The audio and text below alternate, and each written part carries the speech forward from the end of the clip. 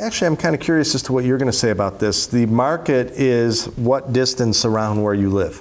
Well, we just opened up a second store 39 miles away. There was a hotel in our town that was doing 400 weddings a year. That was a good major referral source, but they're down to less than half of that now. So we're greatly expanding our marketing base. I can remember shooting a wedding in New York where it was almost like I was an ice sculpture. Like several people came up and said, "Oh, you're the guy from California." You know, like she was telling everybody she was bringing her videographer from California, which was almost more important than the skill or the product we were bringing. But in general, is your market a California market? Well, sure, we do more in California. I can remember shooting a wedding in Minnetonka, Minnesota, and I go up to the photographer and I say hi, and he looks at the card and he says, "Oh, you came all the way from California to shoot this wedding?" "Yes." "Oh, you must be friends of the bride and groom." "Actually, I just met them." He says, "Yep, my business is doing well enough, I don't have to go that far for a job."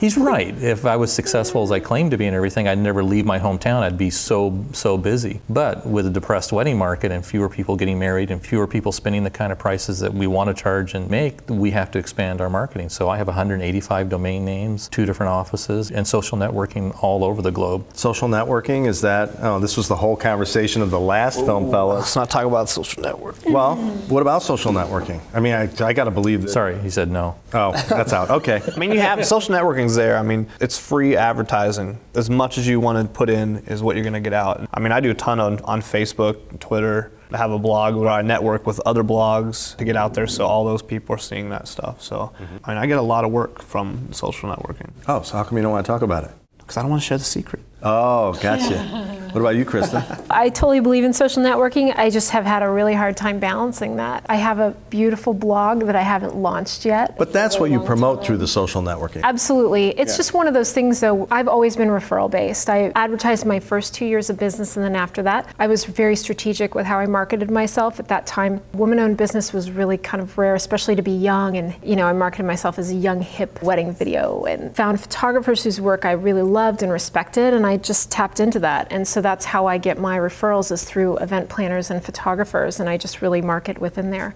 The economy's tough right now, and I know a lot of people are hurting, and a lot of people are kind of open about how much they're hurting. We have that event in DV Top 25 retreat at my house for 3 years in a row, and people would speak kind of openly. There are a lot of people not doing good, but there's a handful that are doing surprisingly well. Well, gosh, I got to protect my business, I got to protect my livelihood, and so I'm looking at the common factor between the few that are doing well, and everyone that was doing well had a dynamite website, dynamite blog, and social networking.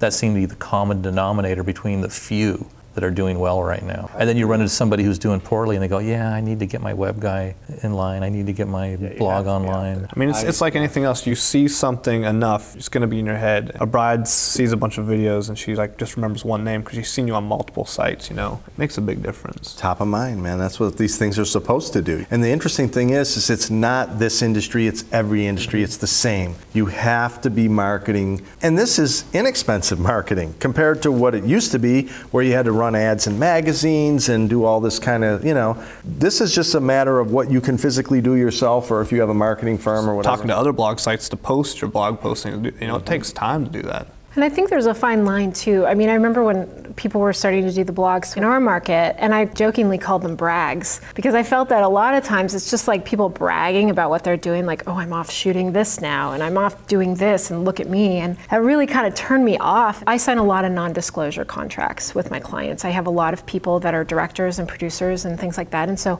as much as I would love to be able to share who I'm shooting, I'm not allowed to. There's this whole rock star image thing that's kind of going on, which is a weird subculture in and of itself, of these people that make these like crazy promotional videos of themselves. Like, I'm not familiar with this. What's this? Consider yourself fortunate.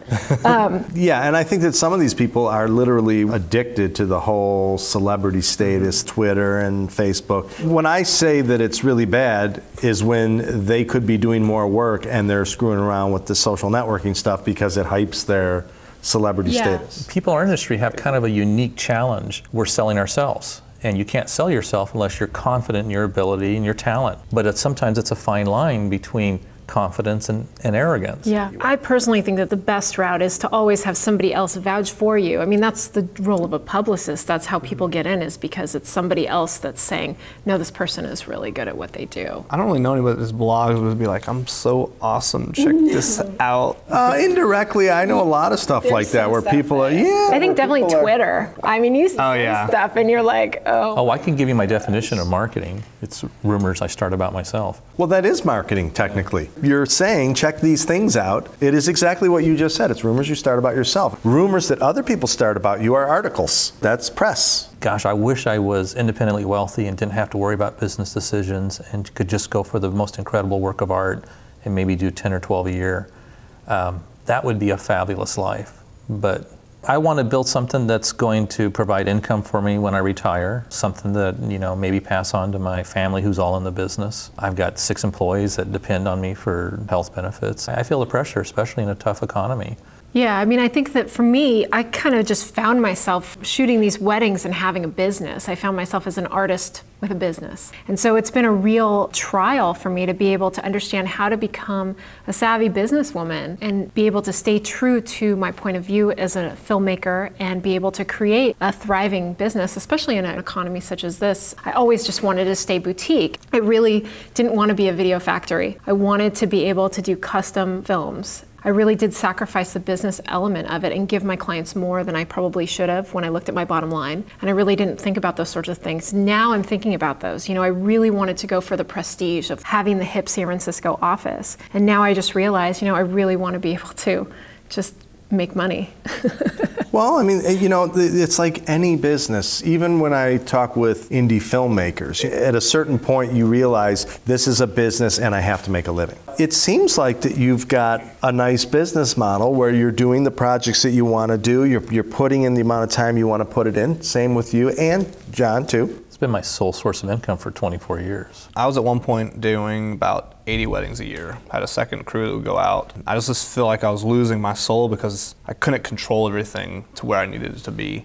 So I just reined everything back in. At 25 to 30 now, things are fine because I'm working way more than I want to. Probably work, I don't know, 80 or so hours a week. It's hard to own your own business, especially doing video where you have to edit and still have a life. I guess there comes a point where you're like, okay, I need to figure out how I can run this business, make money, but also be able to stop working at 5 every day. Yeah, that's a real struggle. Not work on the weekends. And not work on the weekends. Yeah.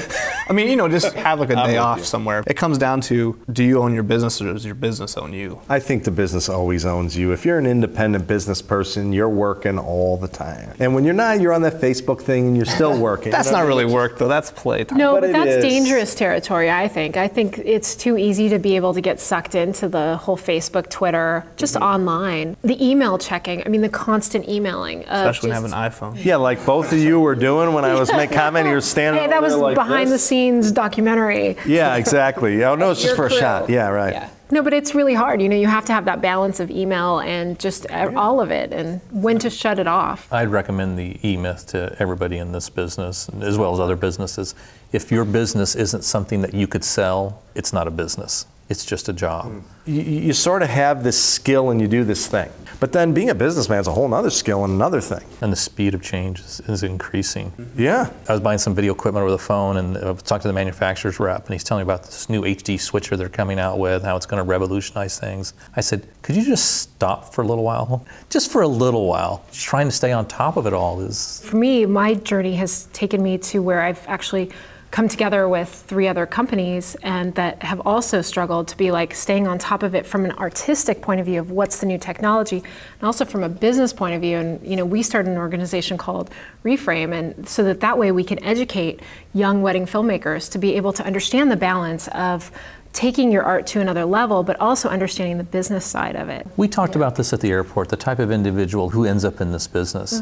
Mom and pop, a lot of times church-based. Yeah, husband and wife teams. Good values, and they kind of get what marriage is. And they kind of believe in it, and they kind of believe in preserving it. But as a whole, wedding videographers are so ethical that they're so afraid of doing a disservice to somebody that they don't want to overcharge, they don't want to underdeliver. And then they come up with a business plan that isn't going to fly. They aren't going to be able to stay in the business. And so yeah, they're giving a great product to a few select people, but I'd really love to have that impact on the industry.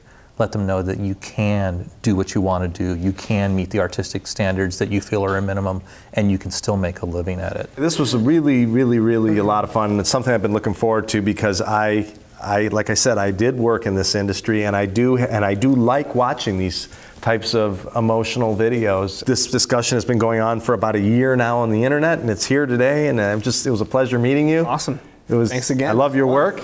You too, John. I mean, I learned a lot. I'm going to use, can I use some of those quotes in the future, or do I need, yeah, I figured. Okay, Kristen, star. It's a pleasure to meet you. I love your work and everything you're doing too. So thanks for coming. This was great. Thank you. Food was great.